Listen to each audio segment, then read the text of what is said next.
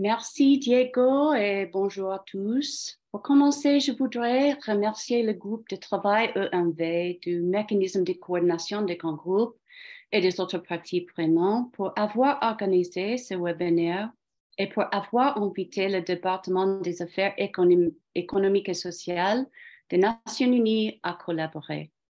Je travaille au bureau d'appui de coordination intergouvernementale pour le développement durable. Je représente notre directrice, Madame Mariam Bortalani, qui m'a demandé de vous présenter ses excuses pour ne pas être disponible ce matin. Nous soutenons le travail du Forum politique de haut niveau sur le développement durable. Nous guidons également les États membres dans la préparation et la présentation de leurs examens nationaux volontaires. Et nous soutenons les grands groupes et autres parties prenantes dans leur rôle d'acteurs clés dans la mise en œuvre du programme 2030. Comme beaucoup d'entre vous le savent, l'examen national volontaire est un exercice d'examen complet que les États membres de l'ONU sont encouragés à entreprendre dans leurs efforts de suivi et d'évaluation de la mise en œuvre nationale de l'agenda 2030 et ses objectifs de développement durable. Pour ma part de cette présentation, je passerai brièvement en revue certains mandats, des clés et des pratiques établies pour les ENV et vous montrerai où trouver le calendrier et les ressources importantes liées au ENV et au Forum politique de haut niveau sur le développement durable de cette année. Mon collègue Diego vous donnera ensuite quelques conseils sur la manière dont nous pouvons faire entendre la voix de la société civile dans le processus de soumission des ENV au Forum politique de haut niveau. Diapositive 2, s'il vous plaît. Oui. Mais d'abord, un peu d'histoire sur les ENV et comment nous en sommes arrivés là.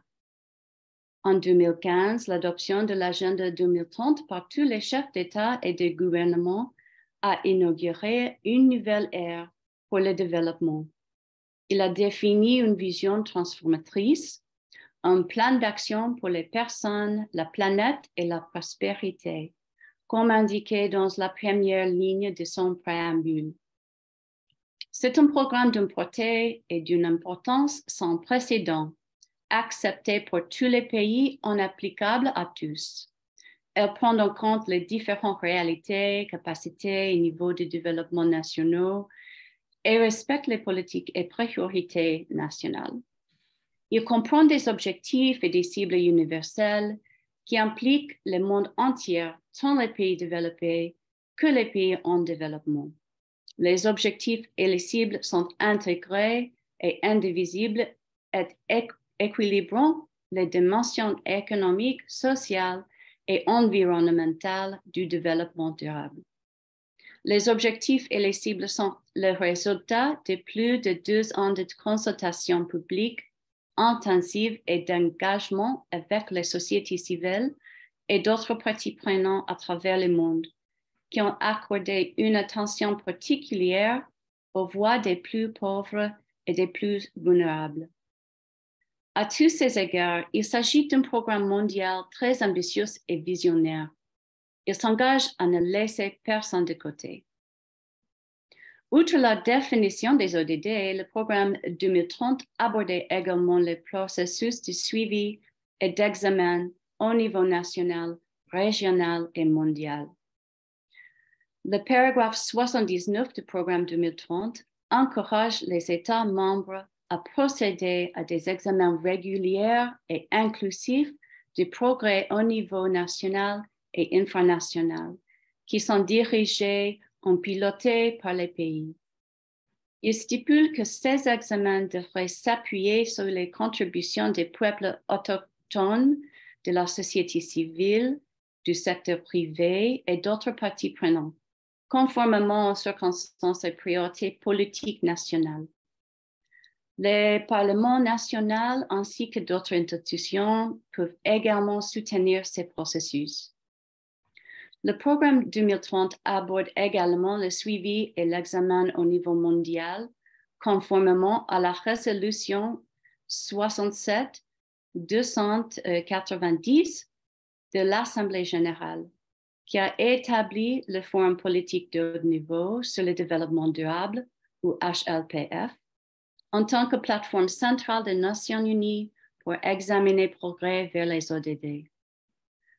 Le paragraphe 84 du programme 2030 appelle le HLPF, qui se tient chaque année sous les auspices de l'ECOSOC, à procéder à des examens réguliers de progrès qui incluent les grands groupes et d'autres parties prenantes. La prochaine, s'il vous plaît.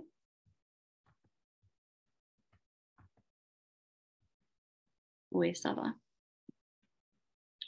Donc, les principes, les ENV sont définis comme dirigés par l'État. Ils impliquent des participants ministériels et autres participants de haut niveau pertinents. Ils fournissent une plateforme pour les partenariats, notamment grâce à la participation des grands groupes et d'autres parties prenantes concernées. Cette diapositive résume le paragraphe 74 qui annonce les principes qui doivent guider le processus de suivi d'examen à tous les niveaux, y compris dans les ENV, à savoir, ils sont délibérés. Ils encouragent l'établissement des rapports et impliqués à la fois des pays développés et les pays en développement. Ils sont dirigés par l'État, avec examen de progrès réalisés par les pays au niveau national et infranational. Ils fournissent une plateforme pour les partenariats, y compris par la participation des grands groupes et d'autres parties prenantes concernées. Ils construisent une expérience d'apprentissage et facilitent le partage d'expériences, y compris les réussites, les défis et les leçons apprises dans le cadre du processus d'examen. Ils sont préparés conformément aux circonstances politiques et priorités nationales en collaboration avec les partenaires concernés. De plus, le processus est ouvert, inclusif et transparent. Le ENV devrait faciliter la communication avec toutes les parties prenantes. La prochaine, s'il vous plaît. Alors, cette année, le HLPF se réunira du 10 au 19 juillet. Des présentations ENV sont prévues du 14 au 19 juillet. Le thème sera accélérer la reprise après le COVID-19, la mise en œuvre intégrale de l'agenda 2030 pour le développement durable à tous les niveaux. Le progrès vers un groupe d'ODD seront examinés aussi.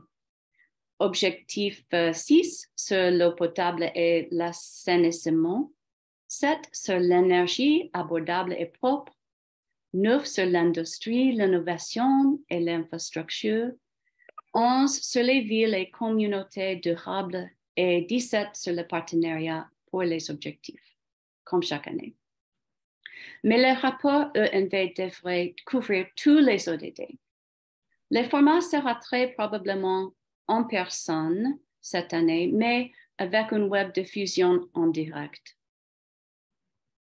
La prochaine. Après juillet, 189 pays et l'Union européenne auront soumis plus de 300 rapports ENV lors de HLPF. Vous voyez ici la répartition des ENV par année. Cette année, 41 présentateurs mèneront des examens nationaux volontaires de leur mise en œuvre de l'agenda 2030. La prochaine. Ici, nous pouvons voir la liste complète des pays présents cette année avec une répartition régionale. Je vois que c'est anglais. Tous ces pays alors présenteront une ENV pour la deuxième fois.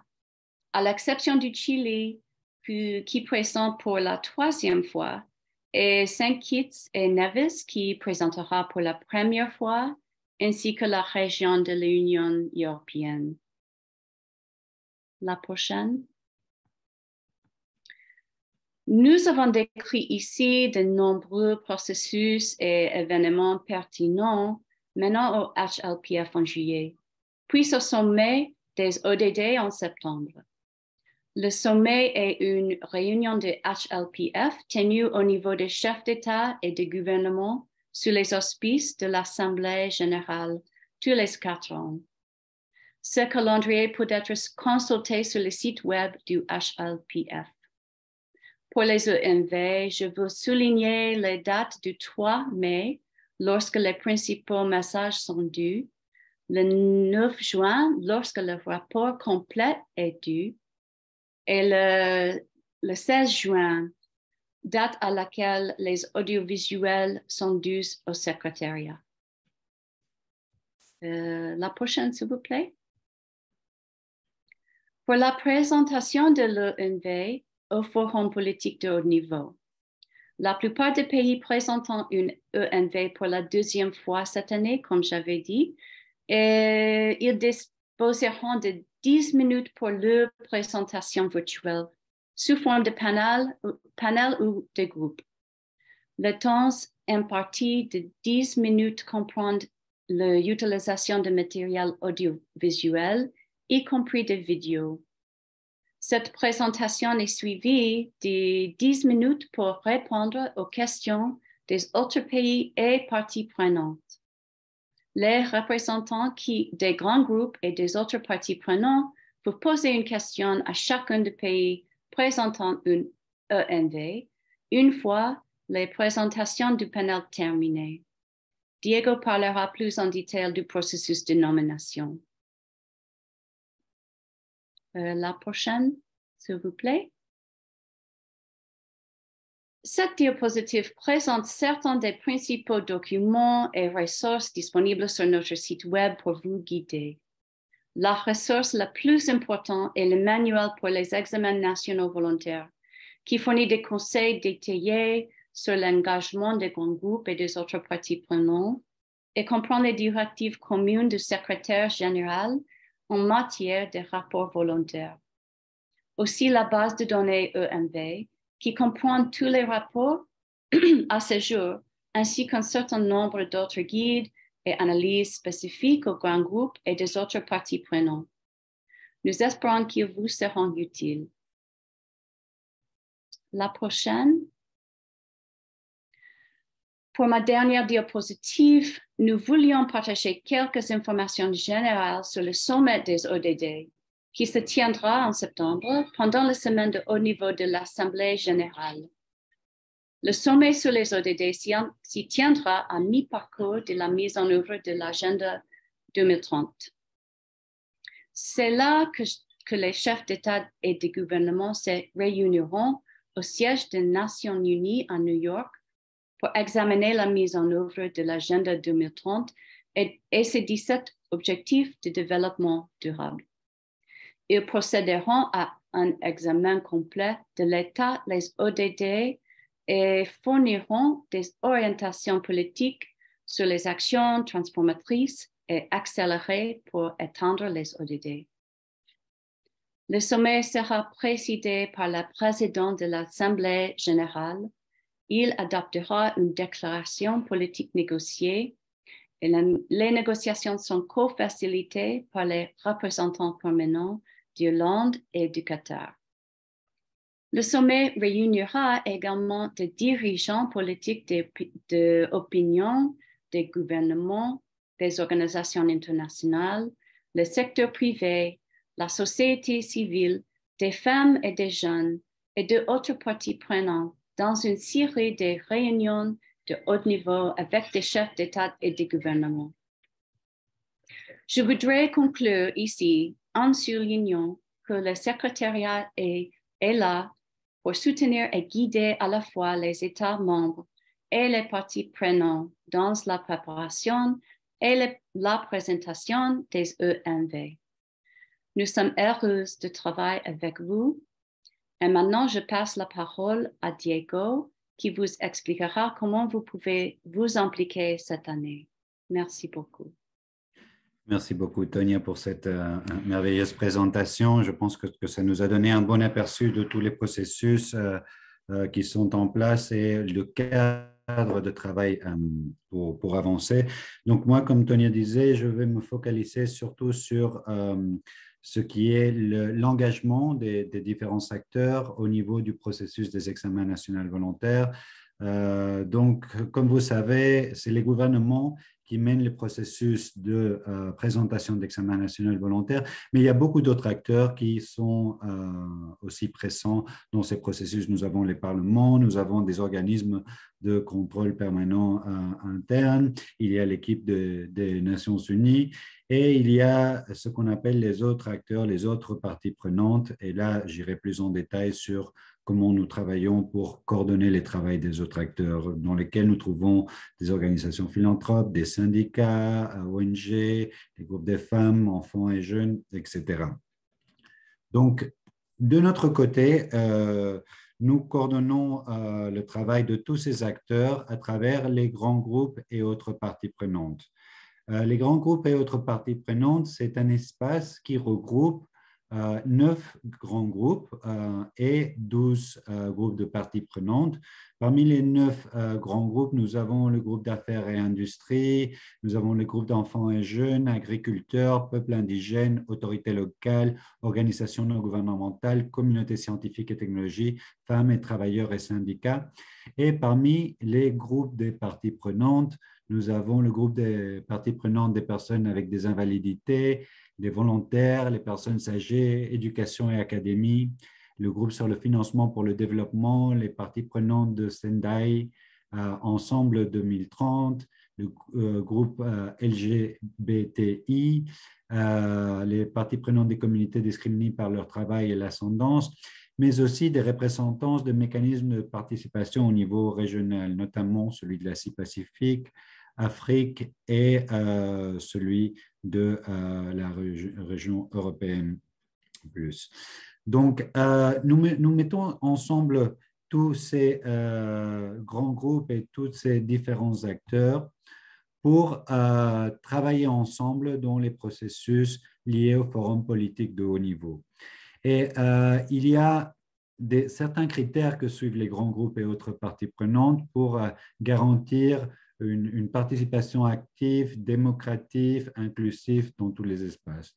Tout d'abord, il s'agit d'un espace auto-organisé qui permet aux parties prenantes de s'engager dans le forum politique de haut niveau via le mécanisme de coordination des grands groupes et autres parties prenantes. Donc, c'est un mécanisme de coordination qui est mis en place pour mettre ces acteurs ensemble, pour assurer une participation large, ouverte, transparente et inclusive au forum, et qu'elle soit fondée sur les droits humains, l'égalité des sexes et la non-discrimination. Donc, nous disposons d'un mécanisme de coordination pour que tout ça marche, et ce mécanisme inclut des représentants de tous les groupes mentionnés pour faciliter une participation significative et active.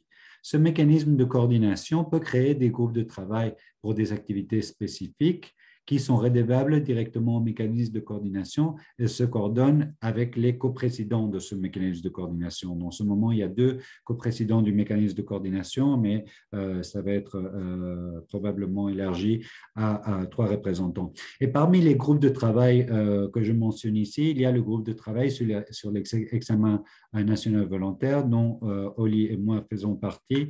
Et c'est à travers ce groupe de travail que nous coordonnons la contribution et la participation des différentes organisations sur les examens nationaux volontaires. Vous avez ici la page web pour contacter les grands groupes et autres parties prenantes. Nous allons mettre tout ça dans le chat pour que vous ayez tous les liens qui seront dans la participation. Et j'ai vu précédemment qu'il y avait une question qui demandait si la présentation allait être partagée. Oui, en effet, on va partager les présentations et on va aussi mettre une vidéo avec ces webinaires qui sont en train d'être réalisés. Donc, dans quel cadre travaillons-nous? Nous avons la résolution 67/290 de l'Assemblée générale de l'ONU qui garantit les droits des grands groupes et autres parties prenantes de s'impliquer dans les différents processus. Et cela est comme suit. Ça garantit l'espace pour participer aux réunions officielles du forum. Il y a aussi la participation aux réunions préparatoires du forum.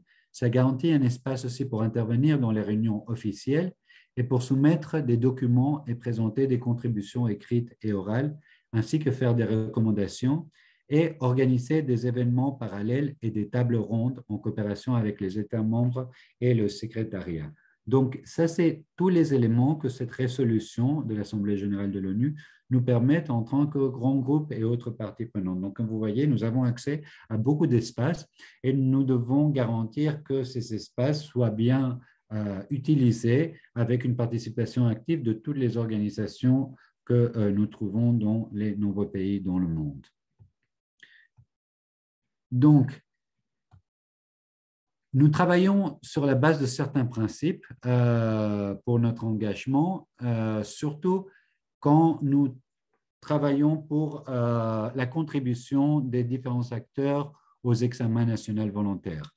Tout d'abord, il est important pour nous d'apporter les questions nationales et qu'elles soient mises en évidence par les acteurs clés et la société civile dans les pays d'examen national volontaire, pas nécessairement d'autres pays, mais que ce soit des organisations du pays même qui puissent relever les éléments auxquels ils sont confrontés pour l'implémentation des ODD dans leur pays. Toutes les déclarations qui sont élaborées et que nous partageons dans les espaces auxquels nous avons accès dans le forum politique de haut niveau, doivent être des déclarations qui sont fruits d'une collaboration entre différents groupes qui respectent les aspects des droits humains, de l'égalité des sexes et tiennent en compte de la matière dont les obstacles structurels sont abordés. Et ces déclarations doivent être délivrées au nom de ceux qui travaillent ensemble sur la déclaration, pas l'ensemble de grands groupes et autres parties prenantes. Nous ne pourrons pas jamais parler au nom de tous les acteurs dans le monde, mais quand nous répondons à un examen national volontaire, il faut bien qu'on explicite que ce sont les acteurs locaux qui ont travaillé sur ces déclarations dont la voix est donnée au forum politique de haut niveau. La contribution aux déclarations des pays doit venir à partir des points de vue transversaux et thématiques ainsi que des interconnexions. Et les déclarations doivent intégrer un large éventail de points de vue de partenaires dans le pays. Il y a beaucoup d'organisations différentes qui ont différents points de vue. Et donc, il faut que les déclarations qui sont lues et qui sont traitées par ce groupe soient le plus représentatifs possible.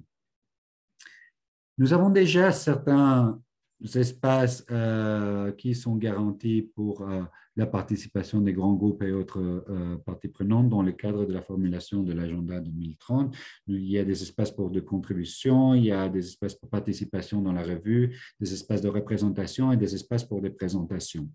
Au niveau des contributions, de nombreux pays ont demandé des contributions aux parties prenantes et organisent des consultations pour les recueillir. Par rapport à la revue, les gouvernements partagent aussi les projets de rapport examen national volontaire avec les parties prenantes afin d'obtenir les réactions et commentaires au niveau du pays avant de les présenter à New York dans le forum politique de haut niveau. Par rapport à la représentation, quelques pays incluent aussi des représentants des parties prenantes dans leur délégation officielle assises sur les podiums ou comme participants dans la délégation lors de la présentation des examens nationaux volontaires. Et celles-ci sont parfois données l'espace pour répondre à des questions éventuelles. Mais il y a aussi un niveau supérieur qui s'applique à certains pays qui incluent directement dans leur présentation d'examen national volontaire les commentaires des différentes parties prenantes dans leur présentation de 15 minutes ou dans leur rapport officiel et parfois même dans l'espace à des représentants de certaines parties prenantes pour pouvoir faire une brève présentation de leur point de vue de l'implémentation des ODD dans leur pays. Ce n'est pas ce qui se donne dans tous les cas, mais on a vu des cas où cela se fait.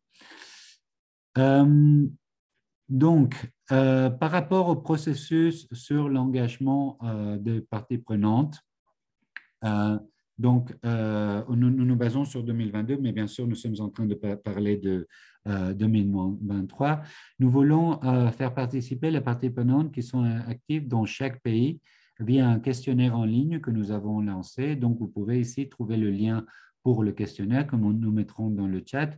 Vous remplissez ce questionnaire qui est très simple. Vous indiquez le pays pour lequel vous voulez participer dans le processus avec quelques questions pour avoir des informations complémentaires. Et sur la base de ça, nous nous mettrons en contact avec vous pour vous engager dans ce processus au niveau pays.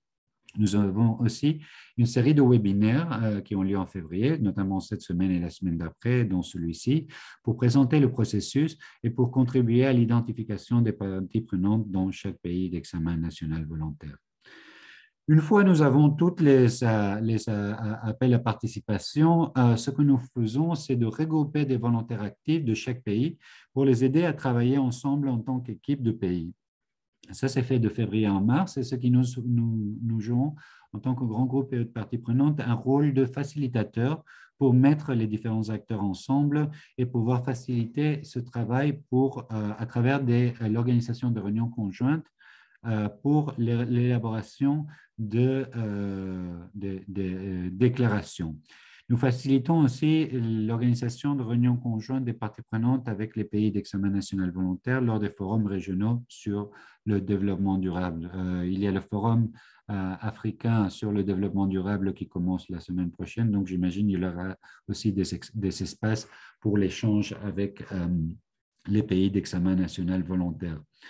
Et ce que nous essayons, c'est d'élaborer un dialogue national collaboratif entre toutes les parties prenantes, entre mars et mai, pour travailler à cette déclaration. Donc, chaque groupe doit préparer une analyse indépendante avec une déclaration et une question à présenter à chaque examen volontaire entre mai et juin. Et chaque groupe choisit un porte-parole pour lire cette déclaration au forum politique de haut niveau. Alors, la déclaration doit être très courte parce qu'il y a l'espace pour parler que pendant 2 minutes, donc c'est très résumé et il faut que les organisations se mettent ensemble et d'accord sur le contenu de cette déclaration. Il faut que cette déclaration, à part mettre en évidence les éléments principaux à tenir en compte par le gouvernement pour l'implémentation des EDD dans les pays, puisse poser au moins une question à laquelle le gouvernement pourrait répondre. Mais elles doivent être très succinctes et très inclusif et collaboratif. Par rapport au processus de collaboration pour l'engagement des parties prenantes, l'objectif principal est de préparer cette déclaration commune et une question des parties prenantes qui seront présentées au forum politique de haut niveau, l'engagement des acteurs clés au sein des pays d'examen national volontaire, de pouvoir mettre ces acteurs ensemble pour travailler de façon plus coordonnée, de connecter et s'engager dans le dialogue avec les organisations de la société civile avant le forum, puisque celles-ci seront engagées dans les processus nationaux de mise en œuvre et préparation de l'examen national volontaire, d'apporter les questions nationales mises en évidence par la société civile au niveau de base, et que les déclarations soient prononcées par des représentants de la société civile nationale élus par les membres du groupe de travail, et d'assurer aussi une liaison avec le secrétariat des Nations Unies sur ce processus. Donc, nous garantissons cette coordination et assurerons la liaison avec le secrétariat de l'ONU. Le processus est lancé. Vous avez plus d'informations au sujet sur le site web des grands groupes et autres parties prenantes, la page web du forum politique de haut niveau, et nous avons aussi une liste d'emails du département économique et social de l'ONU et du mécanisme de coordination de grands groupes et autres parties prenantes, ainsi que les webinaires préparatoires.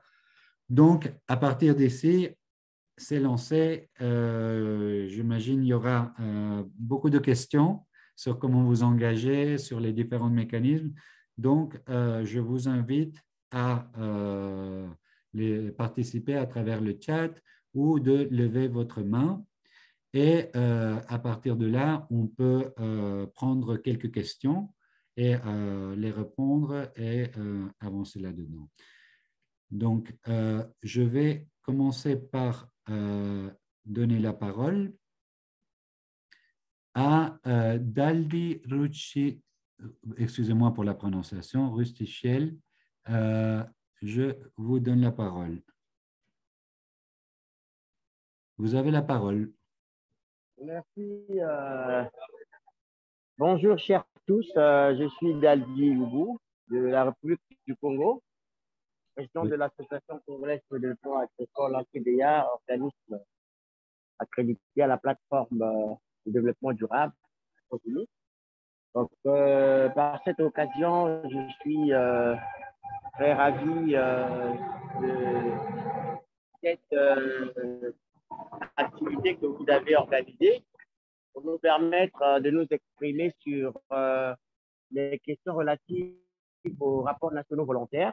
Donc, je pense que c'est un travail que nous avions commencé à faire depuis longtemps avec les associations, donc les organisations de la société civile et les parties prenantes.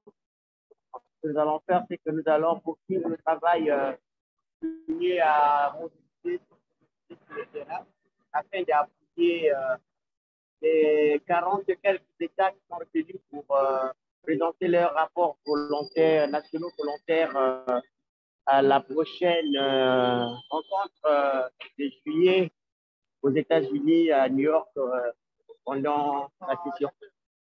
Donc, merci beaucoup. Je voulais me présenter pour vous signaler que je suis présent avec. Merci. Très bien. Merci beaucoup pour votre présentation. Je donne maintenant la parole à Anna-Marie. Vous avez la parole. Bonjour, bon après-midi à tout le monde. Est-ce que vous m'entendez? Oui, très bien.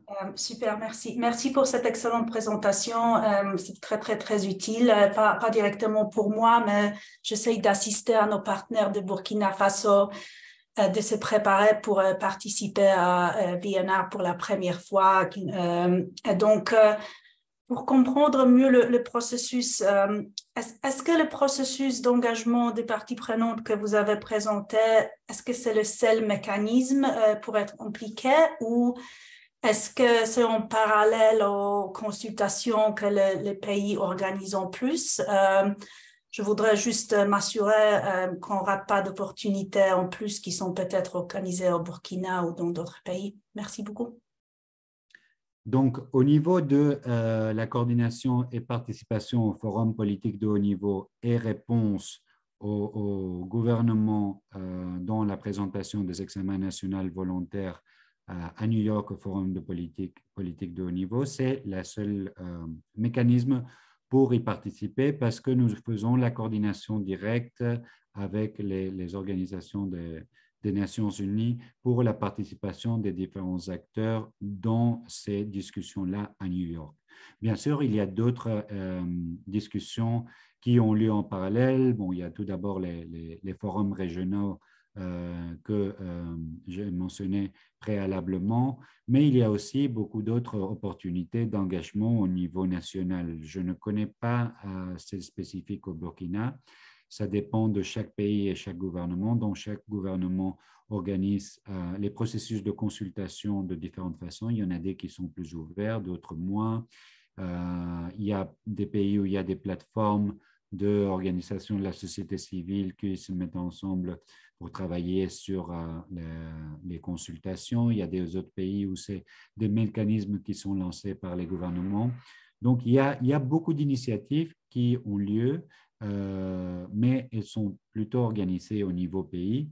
Nous, ce que nous faisons, et cet espace-ci que j'ai présenté, c'est de pouvoir coordonner la participation de la société civile dans les réponses aux examens nationaux volontaires qui sont présentés à New York dans le forum politique de haut niveau. J'espère que c'est...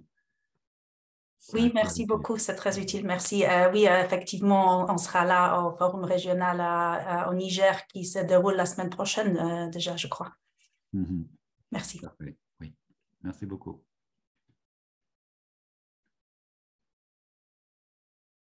Est-ce qu'il y a d'autres questions? Je n'ai pas vu dans le chat. Je ne sais pas, Oli, si tu as pu suivre, parce que comme je faisais la présentation, je n'ai pas suivi toutes les discussions dans le chat. Je ne sais pas s'il y a des autres questions dans le chat ou s'il y a des autres personnes qui veulent lever la main